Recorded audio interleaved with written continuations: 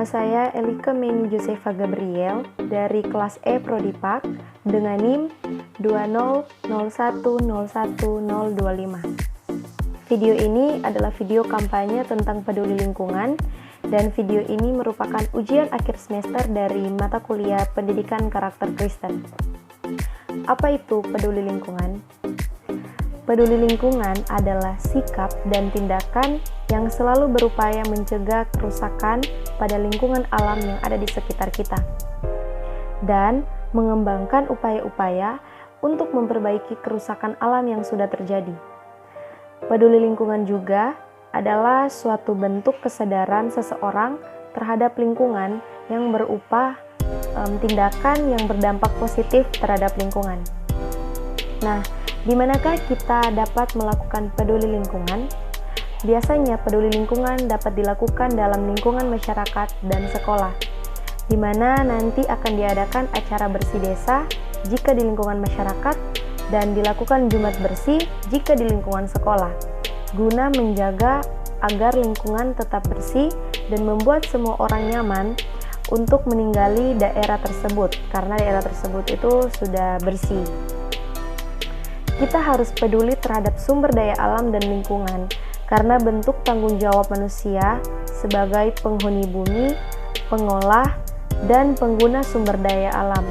Menjaga kelestarian sumber daya alam dan lingkungan agar terus dapat dimanfaatkan oleh manusia untuk memenuhi kebutuhan manusia.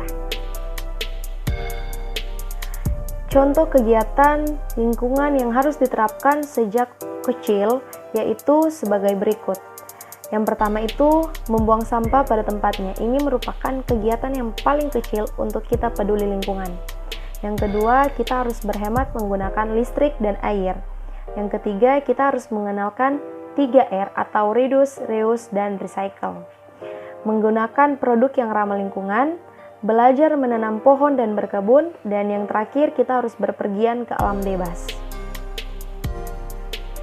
Apa saja manfaat dalam peduli lingkungan? Manfaat peduli lingkungan itu yaitu yang pertama, lingkungan menjadi lebih sejuk, bebas dari polusi udara, dan dapat mencegah penyebaran penyakit. Nah, teman-teman, jadi marilah kita peduli terhadap lingkungan yang ada di sekitar kita. Karena jika lingkungan kita bersih, maka tempat yang akan kita tinggal akan terasa nyaman dan tubuh kita ini bisa terhindar dari penyakit. Jika lingkungan kita kotor atau dengan kata lain kita tidak peduli lingkungan, maka bisa-bisa kita akan terkena penyakit karena udara yang kita hirup itu tidak baik untuk kesehatan tubuh kita.